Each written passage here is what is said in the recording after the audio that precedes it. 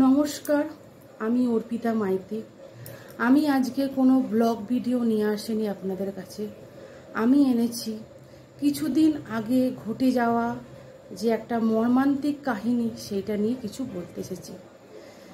আমাদের সামনে দিয়ে যে একটা মেয়ের কত বড় ক্ষতি হলো সেটা আপনারা সবাই জানেন। তার পরিবারের তো ক্ষতি হলোই, আর মেয়েটাও খুবই অল্প বয়সে তার জীবনটা হারালো। এটা কি তার কাম্য ছিল? ছিল না। আমিও একটা মেয়ের মা, তাই আমারও প্রতিটা পদক্ষেপে খুবই ভয় লাগে। এইসব ঘটনা যখন শুনি বারবার, তখন খুবই আমার ভেতরে ভয় লাগে যে আমার মেয়েও দুদিন পরে বাইরে যাবে।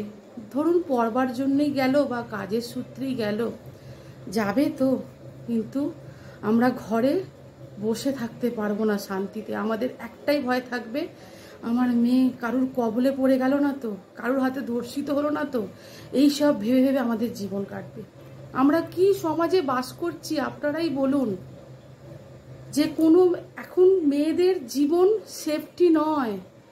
আমরা মেয়েরা বাইরে বেরোতে গেলে আমাদের জীবন হাতে করে নিয়ে বেরোতে হয়। কেন এরকম হবে আমাদের সমাজ? আমরা এর বিচার চাই। আমাদের যেই মেয়েটা চলে গেল আরজি কলেজে চাকরি করতো ডাক্তারের, সে তো বিনা কারণে তার প্রাণটা হারালো। তার কি এটাই কাম্য ছিল? আমরা এর শাস্তি চাই। তো চলুন আমাদের সাথে আপনারাও চলুন। আজ 14ই আগস্ট 11:55 আমাদের একটা মেয়ে দখলের মিছিল বেরোবে। সেখানে আপনারাও দলে দলে সবাই যোগদান করুন। এর বিচার হওয়া চাই।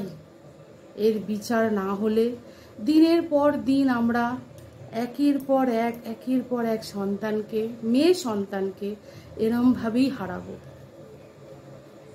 তাই এখন থেকেই আমরা এই মর্মান্তিক কাহিনীর একটা বিচার চাই। কাহিনী না, পুরো ঘটনা, সত্যিকারের ঘটনা।